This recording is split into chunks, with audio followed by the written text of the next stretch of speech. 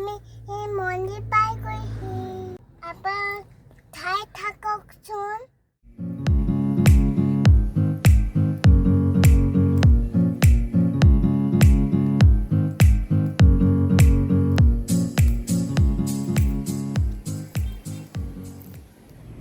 নমস্কাৰ বন্ধু বান্ধৱীসকল, মই সুমনে পুনৰ এবাৰ আপোনালোকক মোৰ চেনেললৈ স্বাগতম জনাইছোঁ।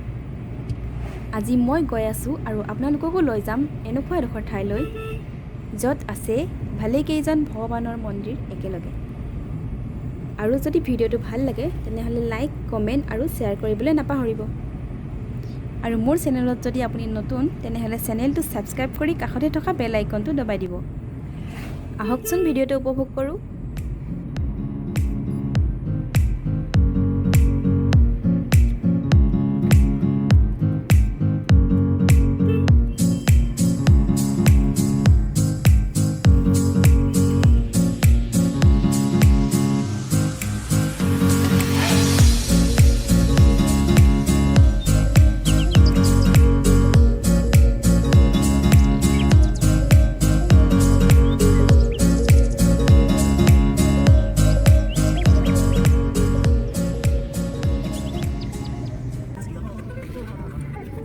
কিনকিনীয়া বৰষুণৰ মাজে মাজে আহি আমি এতিয়া প্ৰায় ডিব্ৰুগড়েই পাব হ'ল। এতিয়াৰ সময় ৰাতিপুৱা প্ৰায় 8টামান বাজিছে। আচলতে আমি ঘৰৰ পৰা বহুত সোনকালে ওলাইছিলোঁ, সেয়ে ইমান পুৱাতে ডিব্ৰুগড় পালোহি। এতিয়া আমি যাম ইয়াৰ পৰা অলপ আঁতৰতে থকা জগন্নাথ মন্দিৰলৈ।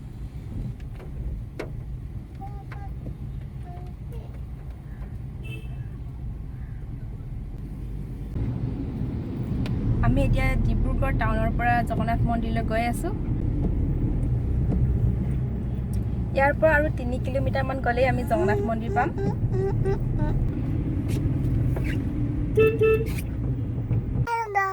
আমি এই মন্দিৰ পাই গৈছো। আপোনাৰ ঠাই থাককচোন। এইয়া চাওক, আমি জগন্নাথ মন্দিৰটো পালোহি। চাওকচোন, বাহিৰৰ পৰা ইমান ধুনীয়া লাগিছে। আহক এতিয়া ভিতৰত কি আছে চাওঁ।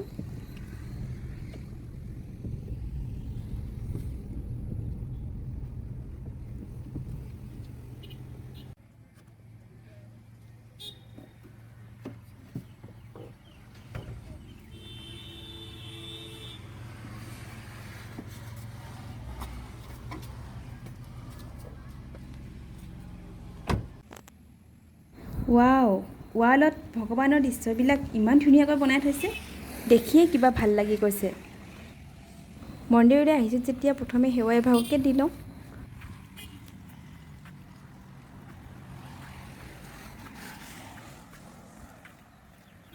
আপোনালোকেও যদি কেতিয়াবা দৰ্শনৰ বাবে ইয়ালৈ আহে তেতিয়াহ'লে চাকি, তেল, শলিতা ঘৰৰ পৰা নানিলেও হ'ব, কাৰণ পূজাৰ বাবে লাগতিয়াল বস্তুবোৰ ইয়াৰ বাহিৰতে পোৱা যায়।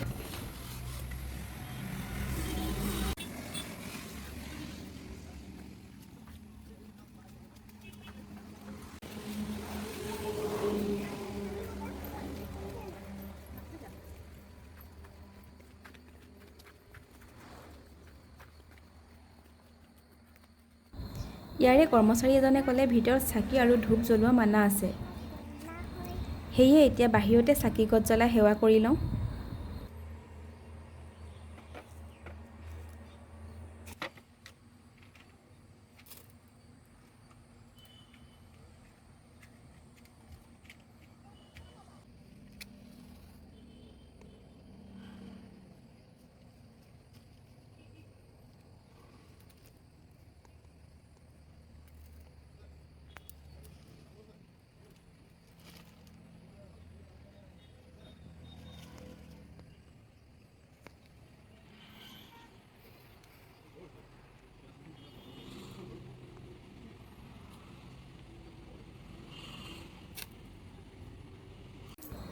আহক এতিয়া ভিতৰলৈ যাওঁ।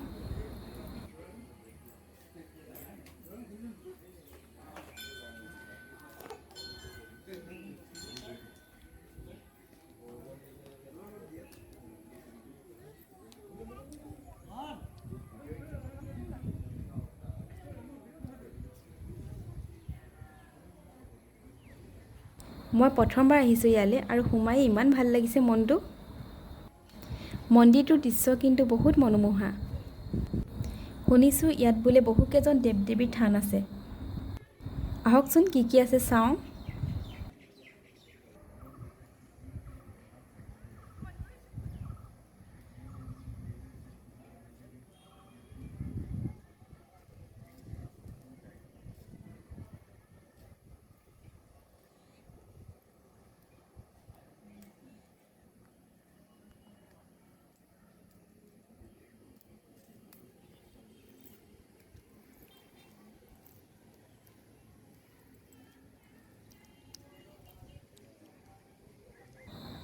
এয়া হ'ল মন্দিৰটোৰ মেইন থান।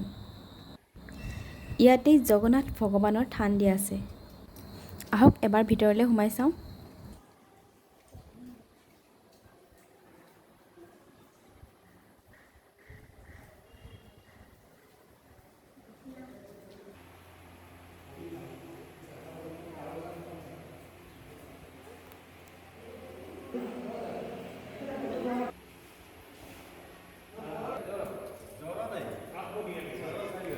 আৰু এইবোৰ হ'ল মন্দিৰটোৰ ছাইডৰ দৃশ্য।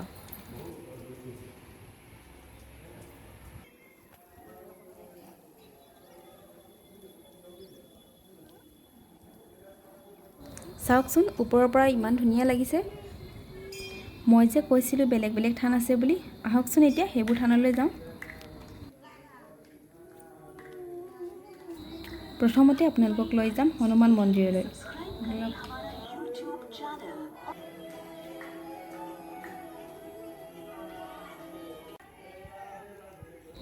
আৰু তাৰ কাষৰ দৃশ্য চাওক এয়া। এই দৃশ্যটোৰ বিষয়ে মই কিন্তু বুজাই দিব নোৱাৰিম দেই। চাওকচোন মন্দিৰটোৰ প্ৰতিটো খুঁটাতে ভগৱানৰ মূৰ্তিবোৰ কিমান ধুনীয়াকৈ বনাই থৈছে। সঁচাই বহুত ধুনীয়া ঠাই কিন্তু। বহুত আগৰে পৰা শুনিহে আছিলোঁ, আজি নিজ চকুৰে দেখিলোঁ। আপোনালোকৰ কেনে লাগিছে মন্দিৰটো? যদি ভাল লাগিছে তেনেহ'লে লাইক কৰি দিব। আপোনালোকৰ লাইক কমেণ্টবোৰ পালেহে নতুন নতুন ভিডিঅ' বনাবলৈ মন যায়। সেয়ে আজিৰ ভিডিঅ'টোত 100টা লাইক কৰি দিয়ক।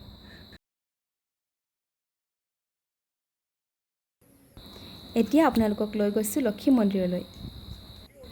ইয়াতো অলপ সেৱা কৰি লওঁ। বেটীয়ে হাতত ধৰিবলৈ নিদিয়ে, অকলে অকলে ভাল পাইছে।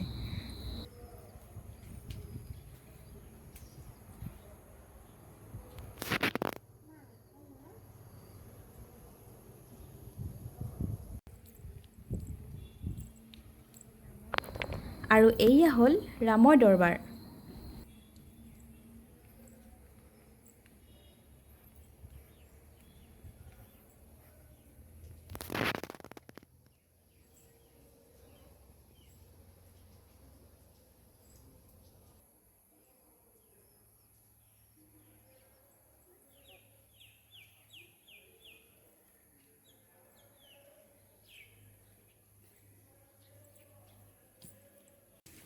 এতিয়া চাওঁ আহক নৱগ্ৰহ মন্দিৰটো।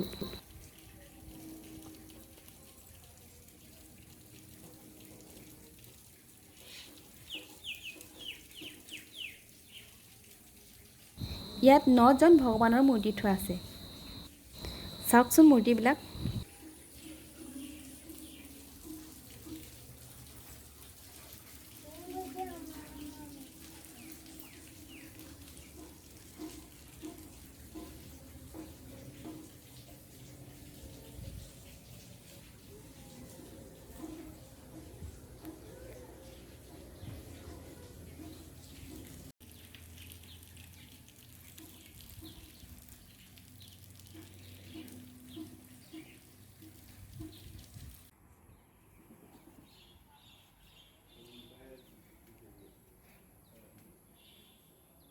এতিয়া আহিলোঁ শিৱ মন্দিৰলৈ।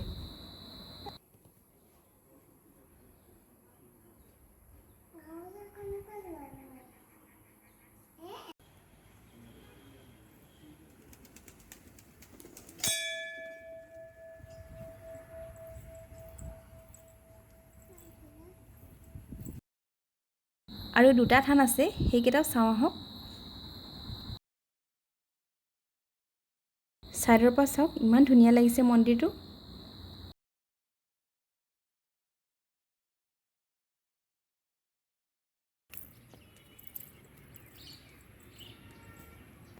আৰু এইয়া হ'ল গণেশ মন্দিৰ।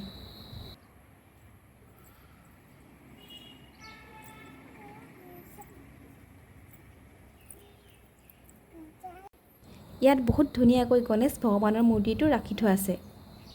চাওক কিমান জিলিকি আছে।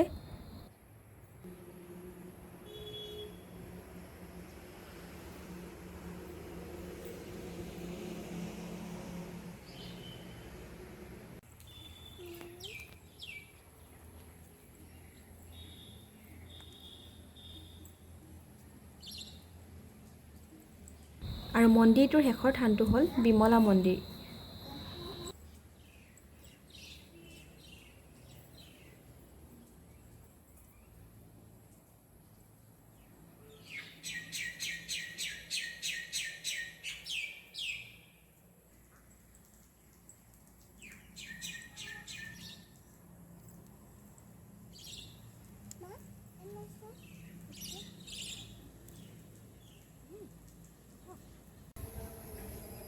এই মন্দিৰত চাকি জ্বলালোঁ, বহুত ভাল লাগিছে, মনটো একদম ভাল লাগি গৈছে। ভিডিঅ'টোৰ শেষ কৰাৰ আগতে মন্দিৰটোৰ সম্পূৰ্ণ দৃশ্য এবাৰ আপোনালোকক দেখুৱাবলৈ চেষ্টা কৰিলোঁ। নেক্সট ভিডিঅ'ত লগ পোৱাৰ প্ৰতিশ্ৰুতিৰে আজিলৈ বাই বাই।